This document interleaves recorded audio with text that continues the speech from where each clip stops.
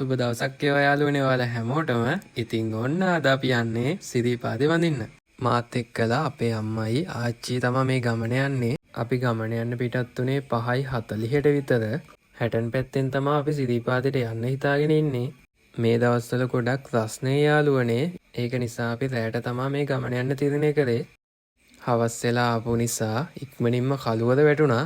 පැය 5ක විතර ගමනකට පස්සේ අපි නල්ලතණ්ඩියට ළඟා වුණා.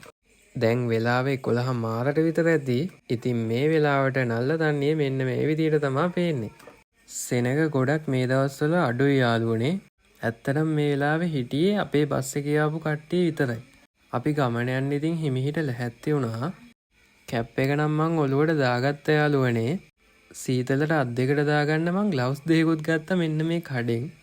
මේ කඩේ ග්ලව්ස් ජෝඩුවක් 150ක් වගේ තමයි වෙන්නේ. සමන් දේවලෙත් වහලා තිබ්බේ යාළුවනේ. අපි එතනින් පඳුරක් දාලා ගමන පිටත් වුණා. යන පාරේ කඩවල් ගොඩාරියක් වහලා තිබ්බේ.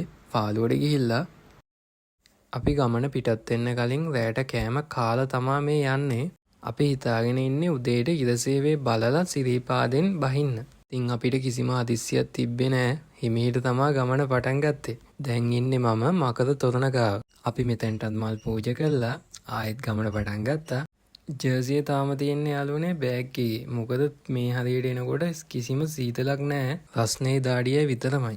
ඉතින් යන එන පිරිස ගොඩක්ම අඩුයි. ඒ වගේම කඩවල් ගොඩාරියක් වහලා තමයි තිබ්බේ. අතරින් පතර කඩයක් දෙයක් කැවලා තිබ්බ යාළුවනේ මේ විදියට. මෙච්චර සෙනග අඩු කාලයක මම නම් මේ සිරිපාදේ යනවමයි. තව ටිකක් ඉස්සරහට යනකොට අපිට මුලින්ම හම්බෙන්නේ සමන්දේවි ප්‍රතිමාව. ඔයාලම බලන්නකෝ මෙතන මොන වගේද කියලා.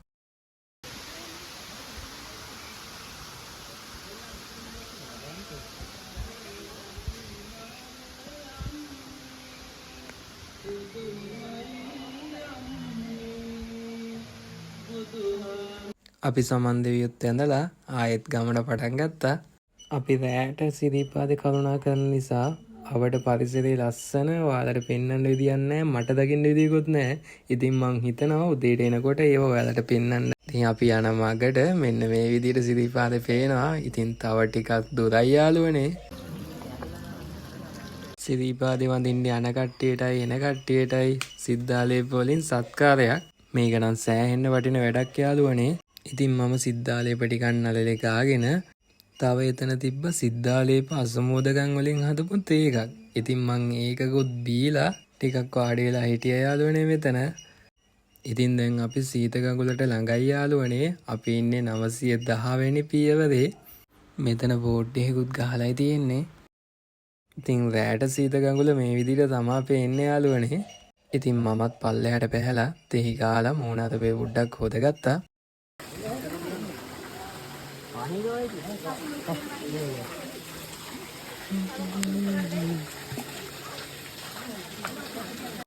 දැන් ඉන්නේ සීතගඟුලට උඩ සමන්දේවි පිළිමේ ගාව. ඉතින් මෙතනින් අම්මා මගේ අතේ පඳුරක් බැන්දා. ඉතින් එයාලා පාන් පත්තු කරලා ආයෙත් ගමනට පිටත් වෙන්න සූදානම් වෙනවා. මේ ඉන්නේ අපේ අම්මා. ඒ වගේම ඊට එහා පැත්තෙන් ඉන්නේ අපේ ආච්චි. සිරිපාදේ යනකොට අනිවාර්යෙන්ම තියෙන කෑමක් තමයි අග්ගල කියන්නේ. ඉතින් මට අග්ගලයකුත් හම්බුණා. ඉතින් මේක සීතලට හයි වෙලා යාළුවනේ. ඉතින් හරිම අමාරුවෙන් තමයි අපලා කෑවේ. වෙලාව පාන්දර 3:11. මේ වෙනකොට අපි ඉන්නේ ඉදිකටු පානකාව. ඉතින් අපේ කෝඩුකාර කට්ටියව මෙතනින් වතාවත් කරලා අපි ඉස්සරහට යනවා. මෙතන මේ බුදු පිළිමේ ගාවින් ෂෝට් කට් එකක් තියෙනවා රත්නපුර පාරට වැටෙන. ඉතින් ඔයාලට රත්නපුර පාරෙන් යන්න පුළුවන් මේ පැත්තෙන් ගියොත්. දැන් ඉන්නේ අපි අවසාන කඩේ ගාව. ඉතින් මෙතනින් උඩට කඩවල් නෑ ආයෙත්. ඉතින් මේ හරියට එනකොට නම් ටිකක් සීතලයි. ඉතින් මං ජර්සියක් දාගත්තා. මෙතනින් උඩට තමයි මහගිරි දඹේ තියෙන්නේ. ඉතින් මහගිරි දඹේ යන එක ටිකක් අමාරුයි. ඒ වගේම හීතලයි. පඩි තියෙන්නෙත් එක ළඟ. ඔයාලට පේනවා ඇති පඩි පෙළට එහයින් තියෙනවා නිකන් ඉනිමකක් වගේ. අර නාය ගිහිල්ලා මතු වුණා කියලා කිව්වේ මං හිතන්නේ එතන තමයි. අපි ආයෙත් උදේට බහිනකොට එතන බලාගෙන යමු. මෙතනින් ඉතින් අපි යනකොට සෙරෙප්පු සපත්තු වගේ දේවල් ගලවලා තමයි මළුවට යන්න ඕනේ. ඉතින් මං සපත් දෙකත් ගලවගෙන බෑග් එකකටම දාගත්තා. මෙතෙන්ට හුලඟක් එනවා යාළුවනේ. හින්දා මාරම සීතලයි මෙතන. හිතුවට වඩා ඉක්මනට අපි මළුවට ආවා. මෙන්න මේ විදිහට තමයි ඉතින් අපිට සිරිපාදේ මළුව පේන්නේ.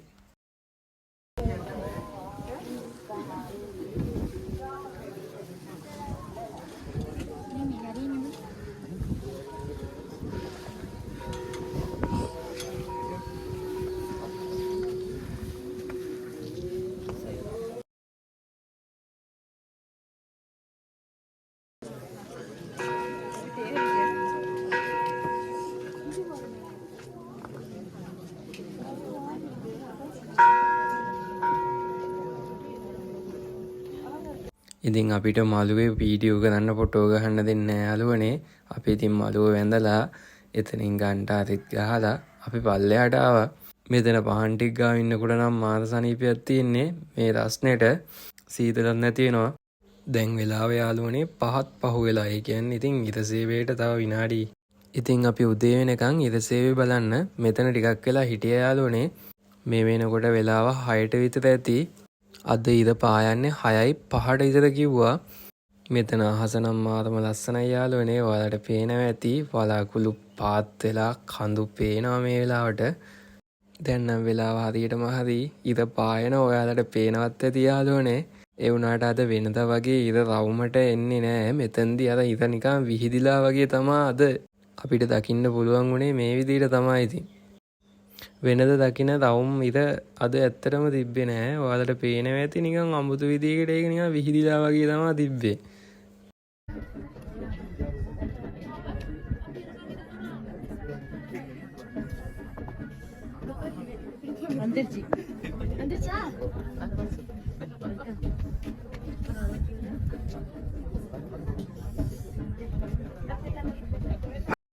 ඉතින් අපි ඉරසේවෙත් බලාගෙන මේ විදිහට පල්ලෙහාට යන්න තීරණය කළා.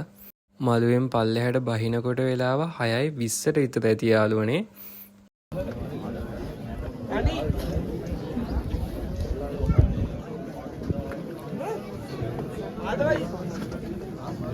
ඉරසේවය බලන්න මෙතෙන්ට ගොඩක් කට්ටිය එක්කව වෙලා. ඒ වගේම මළුවේ උදේට 6 පූජාව නිසා මහනවා. ඉතින් කට්ටිය මෙතන පොඩ්ඩක් හිර වෙලා වගේ තමයි හිටියේ.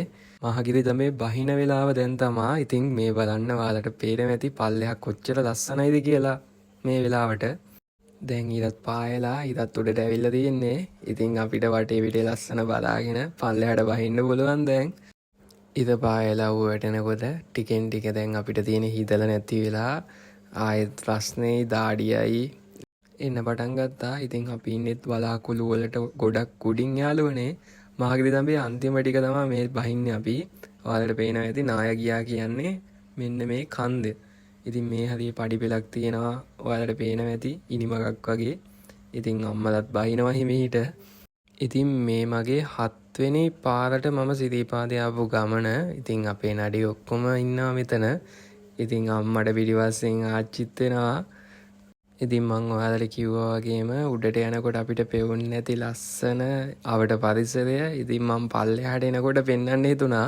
සිරිපාදේ උඩට නගිනවට වඩා බහින එක ලේසි කියලා මට හිතුණා. ඉතින් අපි ඉක්මනට පල්ලෙහාට ආවා යාළුවනේ. අද ඇත්තටම ලොකු වෙහෙසක් දැනුන්නේ අපිට කට්ටිය අඩු නිසා වෙන්න ඇති කියලා හිතුණා. මොකද එක තැනකවත් නැවතිලා හිටියේ නෑ. අපි කෙලින්ම මළුවට තමා ගියේ. ඔයාලට පේනවා ඇති පල්ලෙහාට බහින කට්ටිය විතරයි. උඩට නගින කවුරුවත් නෑ මෙතන. උදේම වඳින කට්ටිය අඩුයි මේ වෙලාවට. ඉතින් අපි ටිකෙන් ටික පල්ලෙහාට ගියා. මං රෑ පෙන්නුවේ ඔයාලට රත්නපුරේ පාරට වැටෙන පාර මෙතනින් ෂෝට් කට් එක. ඉතින් මේ එතන දවල්ට පේන විදිය. ඉතින් මේ පාර ටිකක් දුෂ්කරයි. ඉතින් ඒ වගේම අපිට මාරු වෙලා යන්න පුළුවන් රත්නපුර පාරට. ඉතින් ඉදිකටු පානේ ඇදපු නූල් මෙතන පේනවා ලස්සනට සුදුට සුදේ දිලිසෙනවා. ඉතින් අපි මේ විදිහට ඉදිකටු පානත් පාස් කරලා තව ටිකක් පල්ලෙහාට ගියා. ඉතින් අපි පල්ලෙහාට යන සැරේට මේ උඩ මළුව මොන වගේද පේන්නේ කියලා බැලුවා යාළුවනේ. ඉතින් මේ බලන්න අපි මේ වගේ උඩක ඉඳන් තමයි පල්ලෙහාට මේ යන්නේ. දැන් ඔයාලට පේන්නේ මෙතන සීත ගඟුල. ඉතින් රැයට පෙවුනේ සීත ගඟුල හරියට පෙවුන්නේ නැහනේ. ඉතින් දැන් මේ විදිහට තමයි දවල්ට පේන්නේ. ඉතින් ඇත්තටම මේ කවුරුත් නැහැ යාළුවනේ මේ වෙලාවට මේ හරියේ.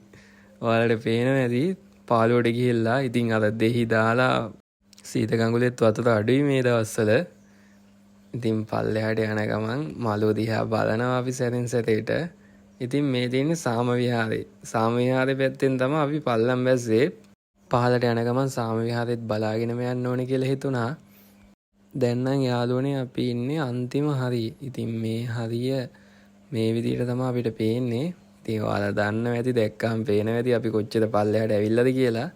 ඉතින් මේ ටිකේ අපි ඇවිදගෙන ගිහිල්ලා අපි බස් එක තියෙන තැනට ආවා. රෑ වහලා තිබ්බ කඩ දැන් ඇරලා යාළුවනේ. ඉතින් නල්ල දන්නේ මං ඔයාලට පෙන්නුවනේ රෑට මොන වගේද කියලා. ඉතින් දවල්ට පේන්නේ මෙන්න මේ විදියට. ඉතින් රෑටද හොඳ දවල්ටද හොඳ කියලා ඔයාලා බලන්නකො ලස්සන කොහොමද කියලා. මේ රෑට පේන විදිය. මම පොඩි වීඩියෝ එකක් මෙතනටත් දැම්මා.